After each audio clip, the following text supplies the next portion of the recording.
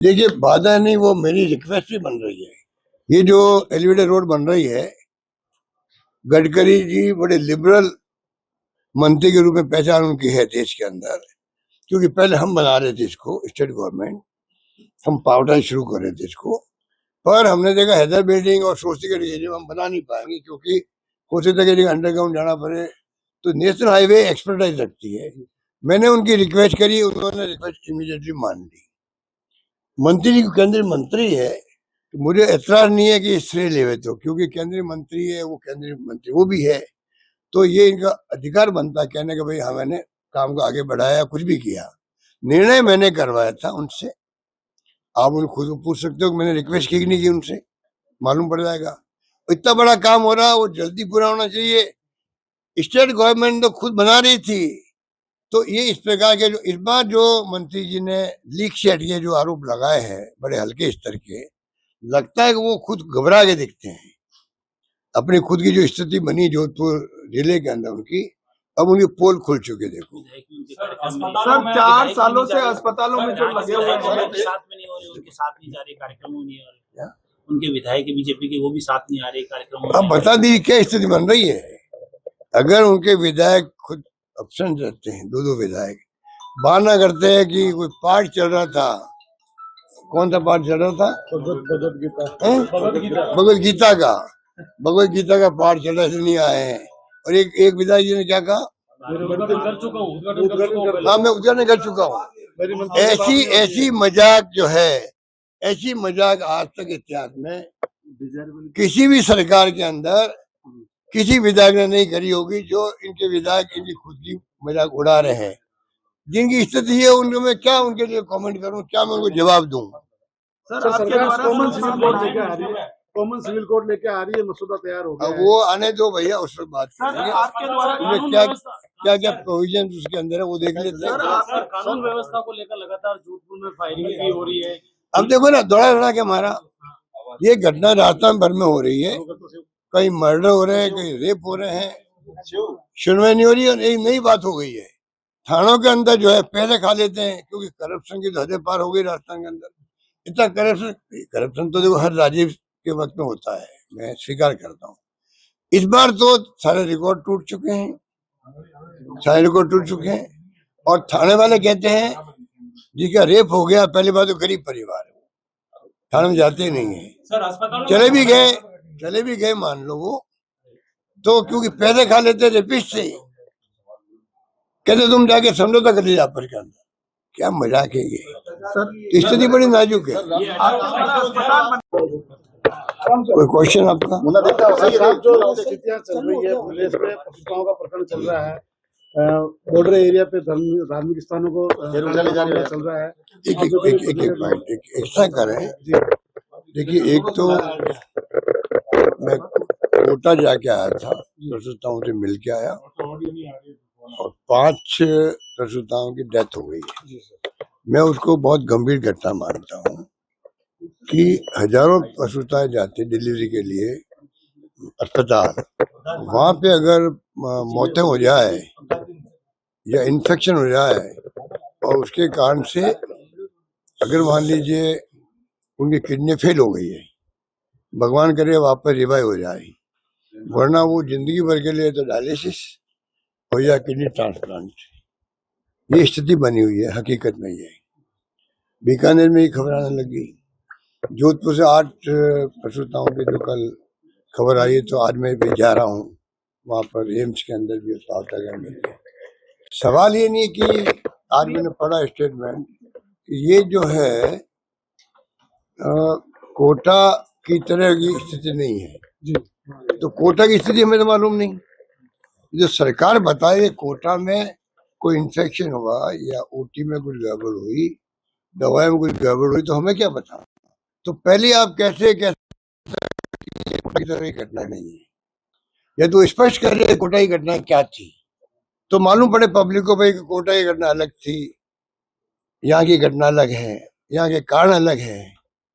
तो ये इस प्रकार के स्टेटमेंट देना मैं समझता हूँ उचित नहीं है। ये इतना बड़ा मामला जहाँ हजारों प्रसूताएं जाती है डिलीवरी के लिए, उन सब में अगर भय बैठ जाए कि मेरा क्या होगा अगर मैं कहीं मेरे इन्फेक्शन नहीं हो जाए, मेरी मौत नहीं हो जाए, मेरी किडनी खराब नहीं हो जाए तो क्या होगा बताओ। इतना बड़ा इश्यू है, सरकार उसको भेज रही है। मैं वेलकम करता हूँ, उन्होंने एम्स की टीम को बुलाया है। मैंने कोटा में ये बात कही थी, एम्स की टीम आ गई, स्टेट गवर्नमेंट की टीम आ गई, कल प्रिंसिपल सेक्रेटरी गायत्री राठौड़ जी आके गई। अच्छी बात है, कम से कम ध्यान सरकार का गया है। पर मैं ये कहना चाहता हूँ, आज 4 मई को भर्ती हुई थी कोटा के अंदर, 9 मई को भर्ती हुई थी, आज कितना टाइम हो गया, 1.5 महीने ज्यादा हो गया लगभग।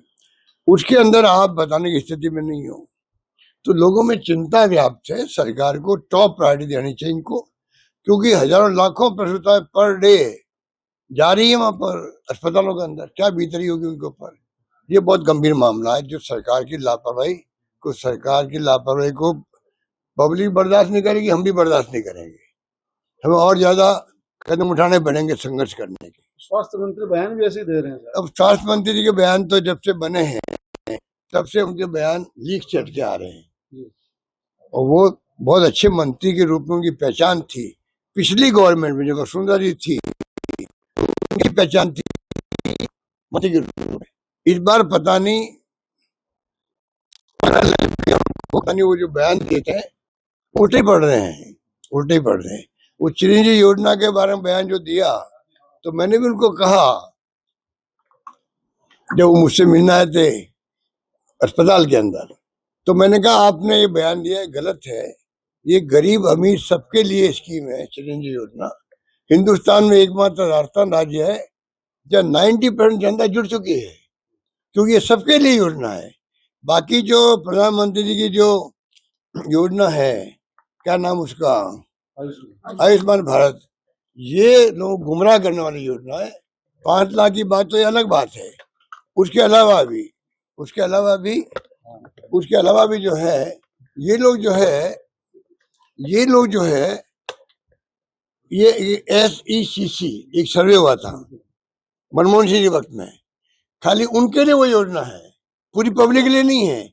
पब्लिक इतनी शरीफ है, गहरे में जाती नहीं है, उनको पता ही नहीं कि सबके लिए योजना नहीं हो। तो आप कल्पना कीजिए क्या बीतरी होगी। हमने सबके लिए ये योजना की है। हमारी योजना हिंदुस्तान में कहीं नहीं है और शायद दुनिया में भी कहीं नहीं है। आज मैं कल आया हूँ उदयपुर से, गया जालोर से आया हूँ जोधपुर। रास्ते भर लोगों के आंखों में आंसू देखे मैंने। एक एक किस्सा बता रहे थे उनके परिवार में क्या हुआ, किस प्रकार से फ्री इलाज हो गया, 25 लाख का बीमा, क्या लोग उसके बारे में बोलते हैं। पेंशन बुजुर्गों को 3-4 महीने मिल नहीं रही है। ठेला जो था, अरे मैं क्या मुख्यमंत्री मेरी फोटो हटा के आप अपनी फोटो लगा देते, स्कीम बंद क्यों की। ऐसे 50 पॉइंट है, सरकार को समझ में आ नहीं रही बात। नंबर 1 बात। दूसरा क्या पूछा आपने, बॉर्डर के इलाके में जो बॉर्डर एरिया में एक तरफा हो रहा है।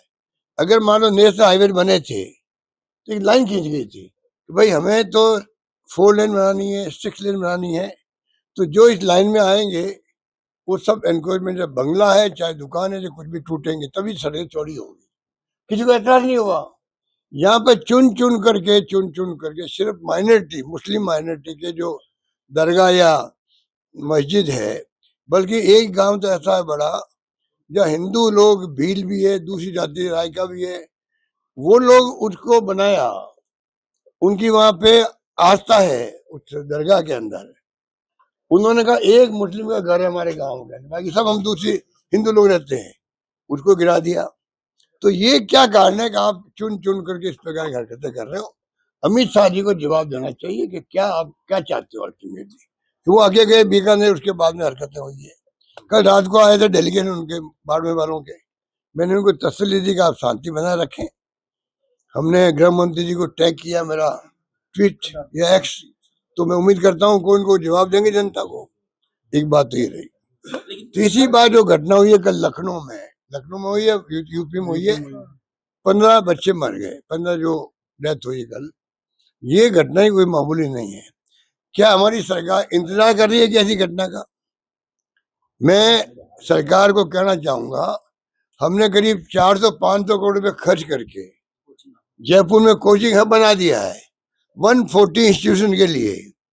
140 लोगों ने जमा कर दिए पैसे।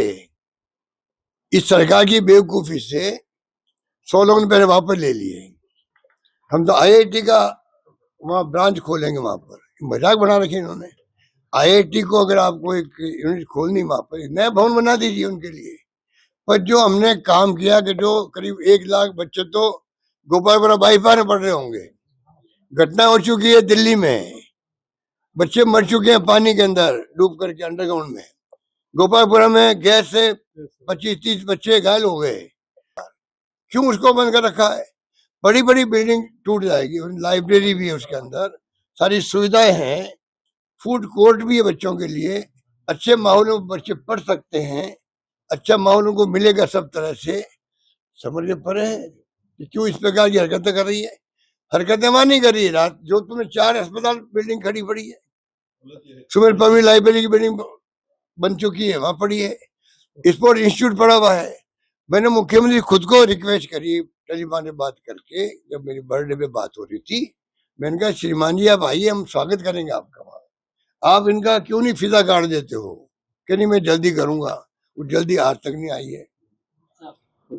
कल मेरे 25 के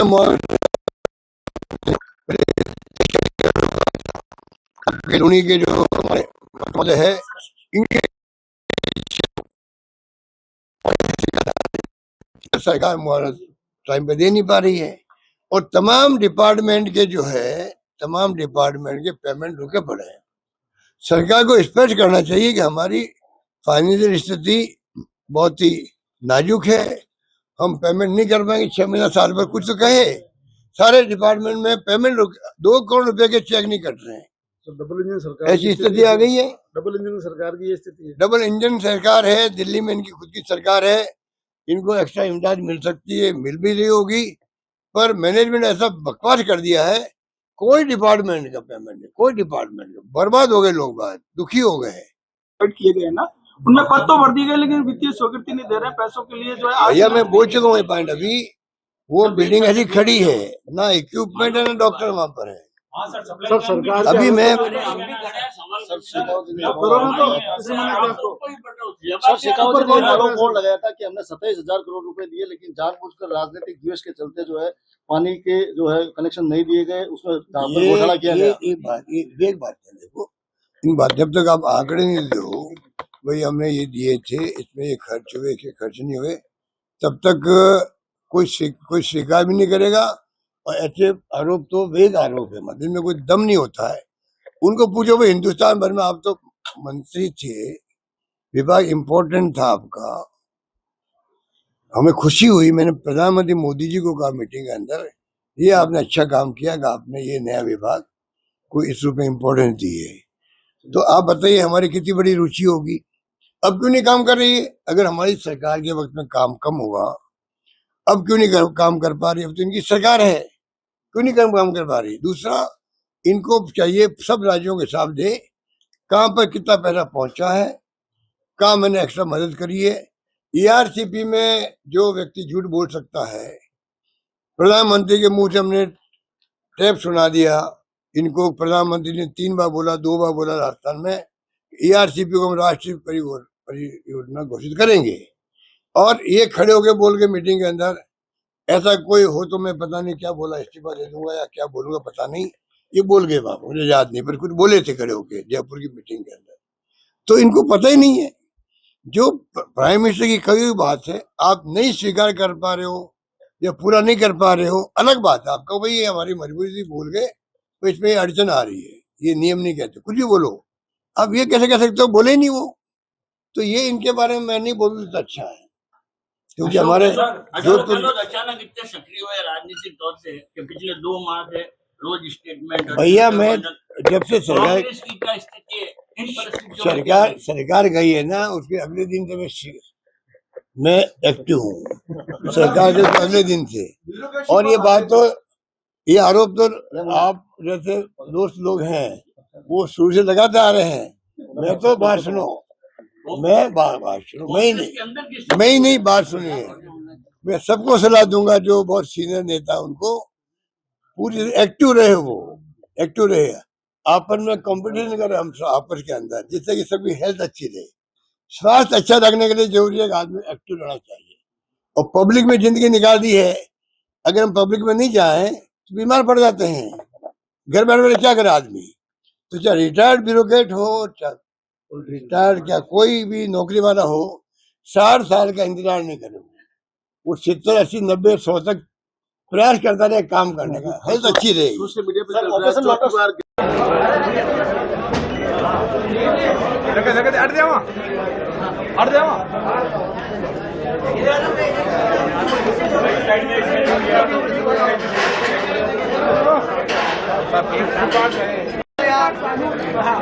अरे कोई बात नहीं, अच्छी बात है। सामने से ही हो जाएगा ये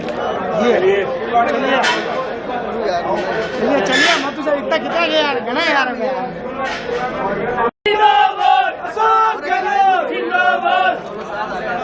हमारा मुख्यमंत्री कैसा हो, हमारा मुख्यमंत्री कैसा हो,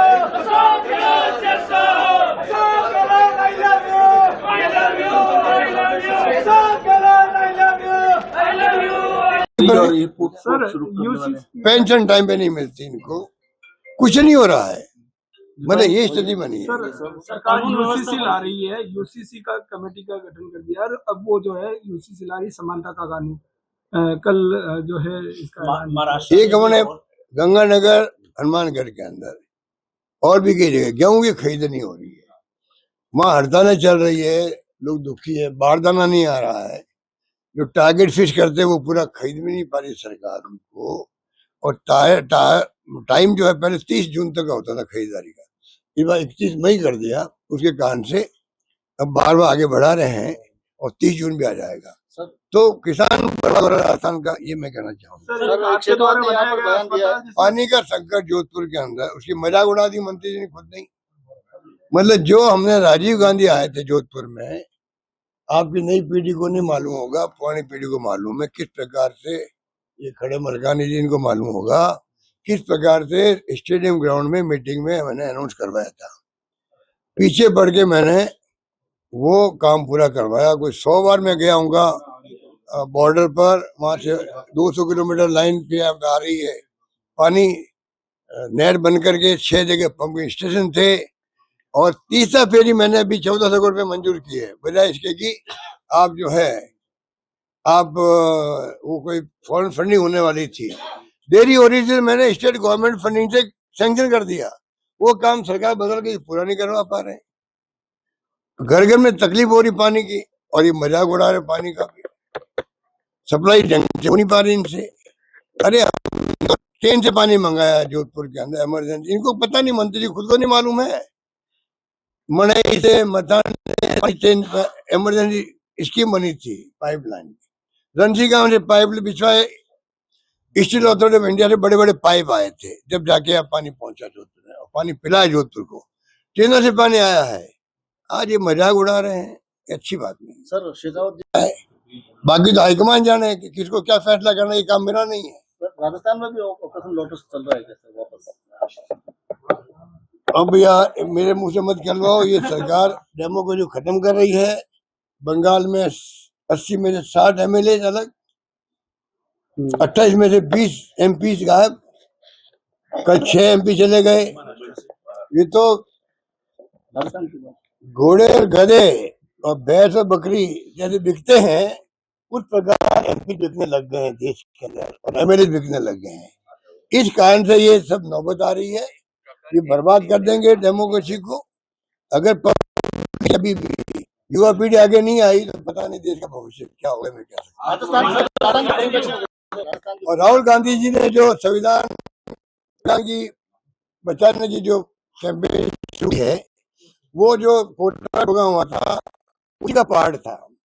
बच्चों पे एग्जाम को लेकर, नीट को लेकर के क्या सरकार पैसा वसूल कर रही है और कितना खर्च कर रही है, सारे आंकड़े प्रस्तुत करिए। पूरे देश के नौजवान मर गया, इतना रेवेन्यू आ रहा है इनका बच्चों से, इतना इनका बजट है शिक्षा का। अब बताइए इससे बड़ी शर्म की बात क्या होगी।